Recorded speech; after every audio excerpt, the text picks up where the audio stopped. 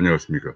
조영원의 쏙쏙 경제 고정관입니다. 오늘 3월 3일 시사회를 부동산 증권 암호화폐 편을 시작하겠습니다. 제 뒤에 있는 모습이 이번에 곧 비상하게 될 한국형 전투기라고 합니다.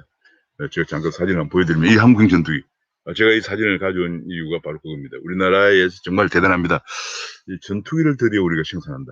이거 정말 대단한 거죠. 엄청난 기술의 총화, 모든 기술이 다 집약된 거라고 볼 수가 있죠. 그래서 이게 얼마 전에 이명박 대통령 때 훈련용 전투기를 인도네시아에 수출한다는 얘기가 있었는데요.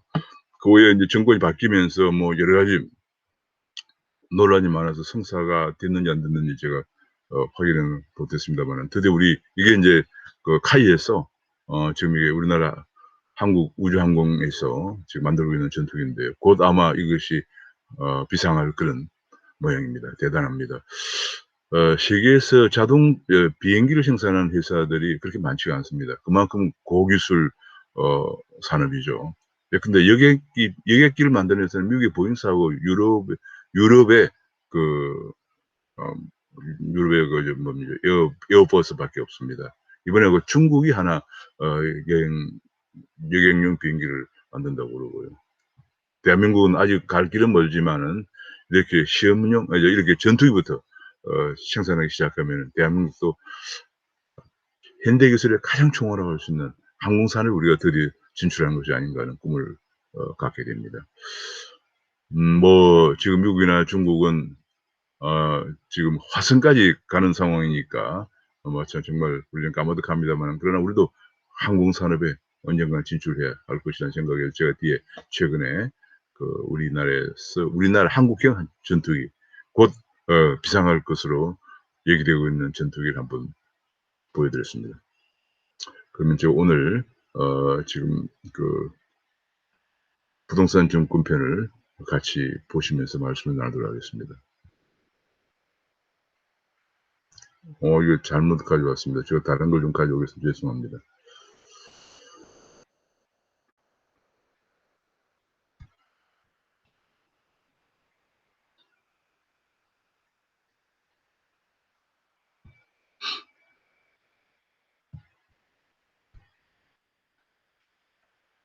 네.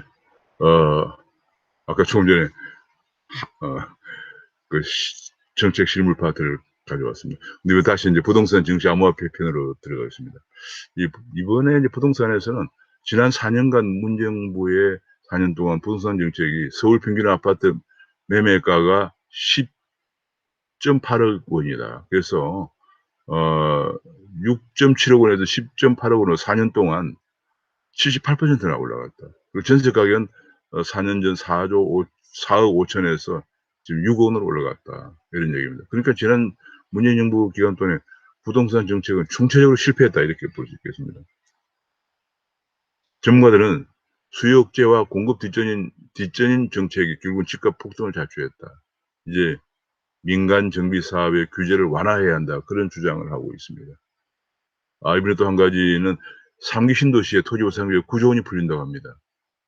어마어마한 돈이 많이 풀리는데 결국은 그 돈들이 전부 다 뭐 상당 부분이 서울의 아파트 매입에 다시 돌아오면서 아파트 가격을 상승시키는 원인도 되고 있습니다. 근데 이번에 한 가지 문제가 이런 과정에서 LH 직원이 얼마 전에 변창흠 장관이 발표했던 신도시 예정인 광명시흥 쪽에 100억대의 땅을 매입하는 의혹이 제기됐습니다. 보상을 더 받으려고 나무를 심고 지분 쪼개기까지 하고 심지어는 50% 정도의 대출을 받아가지고 요즘 대출 은행에서 얼마나 조이고 있습니까? 근데 대출까지 받아서 샀다 이런 얘기가 지금 제기되고 있습니다. 이거는 더구나 변창흠 사장 시절에 10건 중 9건이 변창흠 사장 시절에 매입돼서 앞으로 논란이 계속 증폭될 그런 전망입니다. 그뿐이 아니고 이제 부산의 가덕도 공항에서도 그 가덕도의 땅의 상당 부분 많은 부분이 오거돈 일가다는 얘기죠. 이런 얘기가 지금 왜 자꾸 나오냐면은 정책 당국자들이 대개 어떤 정책을 어디 할 거라는 걸 예상을 하고 있기 때문에 하고 또 심지어 주장을 하죠. 그러면서 그 땅을 미리 사둔다고 하는 것은 이건 말이 안 되는 거거든요. 이런 일이 왜 생기냐면은 근본적으로 일이 안 생기게 하려면은 과거 박정희 대통령 때 하던 정책으로 돌아가는 수밖에 없습니다. 그거냐면 이렇게 근데 광명 같은 데 신도시 건설한다 혹은 가덕도 건설한다 이러면 그 당시에는 건설 시점을 발표 시점을 기준으로 해서 공시지가로 토지를 보상했습니다. 그럼 이런 일이 안 생기는 거죠. 근데 어느 때인가 제 기억으로는 아마 노무현 때인가 그랬었는데 이거를 시가로 보상한다 이렇게 돼 있거든요. 그 시가로 보상하니까 어찌 됩니까? 지금 여기 인제 강릉 같은 데 신도시 한다고 발표되면 땅값이 엄청 오르죠. 가덕도도 엄청 오르죠. 오르면 시가로 배상하면 어마어마한 돈이 배상이 토지 보상이 되는 거죠. 자 그렇게 되면서 지금 이렇게 이런 일이 생기는 거고요. 가장 큰 문제는 이렇게 되니까 지금 토지주택개발공사 LH공사라고요. 부채가 130조 원에 달하고 있습니다. 그 부채의 상당수가 바로 이렇게 시가 보상하는 토지 보상비로 나갔습니다. 이게 지금 정말 말이 안 되는 거죠. 그렇게 하면서 전국에 국토 균형 발전한다고 해서 전국을 그냥 뭐 한 20여 개 신도시를 여기저기 막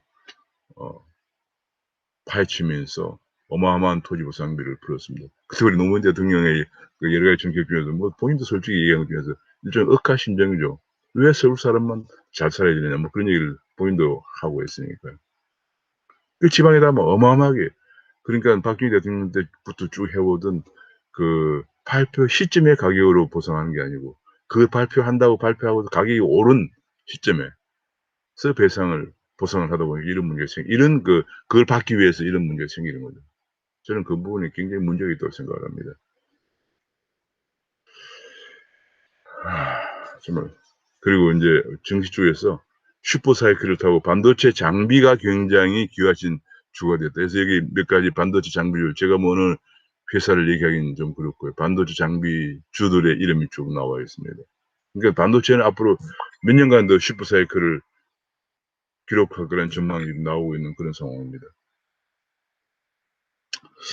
현재 한 가지 그 정치적으로 크게 우려되는 게 중국의 고수칭이라고 하는 은행보험감독관리위원회 주석인데요. 이 사람이 세계 금융시장과 중국 부동산의 거품이 우려되고 있다. 이런 얘기를 했습니다. 그렇기 때문에 중국 증시가 지금 급락을 했거든요. 이 양해를 앞두고 사실은 중국 이 고수칭 은행보험감독관리위원회 주석은 이 분야에서 중국의 최고 책임자입니다.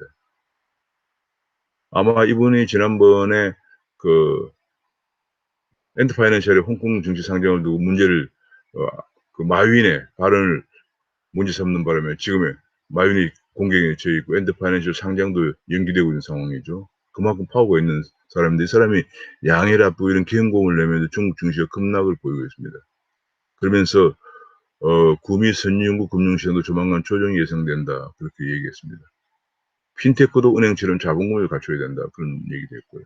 그러면서 지금 현재 증시가 우리나라 증시가 상당히 그 외에도 중국이 지금 현재 미국이 중국이 보유한 국채를 팔아서 미국에 대항한다. 미국이 바이든의 아킬레스건을 압박한다. 그러니 왜냐하면 미국은 국채 금리가 계속 상승하면은 경기 침체 요인이 되는데 현재 중국이 보유하고 있는 미국 국채가 약 1조 달러 정도 된다고 합니다. 그래서 이게 1조 달러 되는 걸 계속 내다 팔아서 미국의 중국 압박에 대항한다 그런 얘기. 내다 팔면은 국채 금리가 더 살 사람이 없으니까 적어지니까 더 올라가겠죠. 그런 문제가 생깁니다. 자 그렇게 되면서 현재 그런 데 대항해서 그런 얘기가 나오는 과정에 미국은 지금 정책을 국채 금리가 계속 불안하기 때문에 1.52까지 올라갔다 1.4까지 4% 초반대까지 떨어졌습니다마는 이걸 진정시키기 위해서 오퍼레이션 트위스트를 만지작거리고 있다. 카드를 만지작. 오퍼레이션 트위스트가 뭐냐면 인제 장단기간에 금리를 조정하는 건데 결과적으로 인제 이렇게 되면은 연준이 단기 채권은 팔고 장기 채권은 매입한다 그런 얘기예요. 그럼 장기 채권을 매입하니까 매입 수요가 더 장기 채권의 매입 수요가 증가하니까 장기 채권의 금리가 떨어지죠. 이 매입 수요가 증가하면 가격은 올라가잖아요. 채권의 가격이 올라가면 금리가 떨어진다는 얘기예요. 왜냐하면 미국 정부의 국채를 발행하는데 안 사면 금리를 더 높이 제시해야 되겠죠. 근데 연준이 장기 채권을 사 주니까 장기 채권 금리가 떨어지겠죠. 그래서 지금 통화량을 더 늘리기는 못하고 지금 통화량이 지금 5조 원대를 보는 통화 5조 원대를 넘어서고 있기 때문에 더 늘리기는 그렇고 오퍼레이션 트위스트를 해서 단기 채권을 내다 팔고 장기 채권을 사들이는 카드를 만지작거리고 있다. 그런 얘기를 하고 있습니다. 미국 금리 우려와 중국에서 유동성 경고가 나오면서 한국의 코스피는 샌드위치가 되어서 이렇게 어 약간 하락세에서 지금 횡보를 하고 있는 그런 모습을 보이고 있습니다. 비트코인 쪽에서 지금 현재 비트코인 열풍 때문에 K뱅크가 수신액이 2조 3천억 증가했다 그렇게 나와 있습니다. K뱅크 수신액이 지금 월별 수신액이 지금 엄청 증가했군요.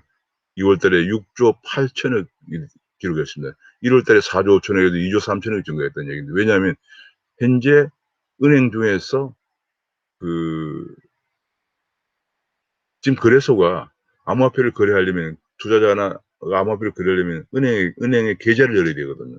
계좌를 여는데 많은 은행들이 계좌를 열지 않고 있는데, 왜냐면 은행들이 져야 할 책임이 너무 많아요. 이번에 통과되는 곧 시행될 특검법에 은행 책임이 너무 많아요. 은행이 예를 들어서 무슨 어, 어, 투기성 있는 거래라든지 이런 걸 다 잡아내서 보고해야 되는 그런 책임이 있거든요.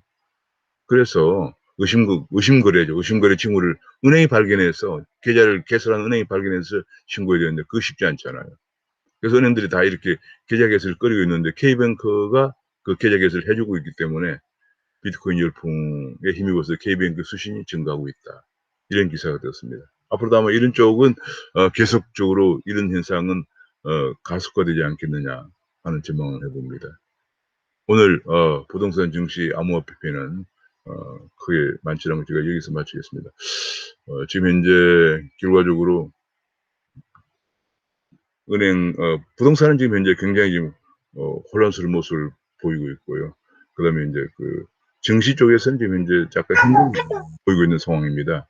그래서 지금 증시가 그래서 미국 국채 금리가 지금 상승하고, 지금 조금 떨어지만 여전히 상승할 수 있는 그런 어, 여지가 남아 있고요. 특히 또 중국 쪽에서 이번에 지금 현재 금융시장이 과열돼 있다, 이런 발언들이 나오면 중국이 신축으로 가지 않겠느냐, 이런 우리가 되면 중국 증시가 하락하면서 지금 이제 우리 증시가 횡보를 보이고 있는 그런 상황입니다. 제가 엊그제도 말씀을 드렸습니다만, 미국 FOMC 3월달 FOMC가 열리는 3월 16, 17일까지는 뭐 이런 현상을 보이지 않을까 생각을 합니다. 암호화폐 쪽은 또 마찬가지입니다. 암호화폐가 또 대세의 변곡점은 역시 미국 통화정책이기 때문에 그때까지는 이런 횡보를 보이지 않을까 하는 생각입니다.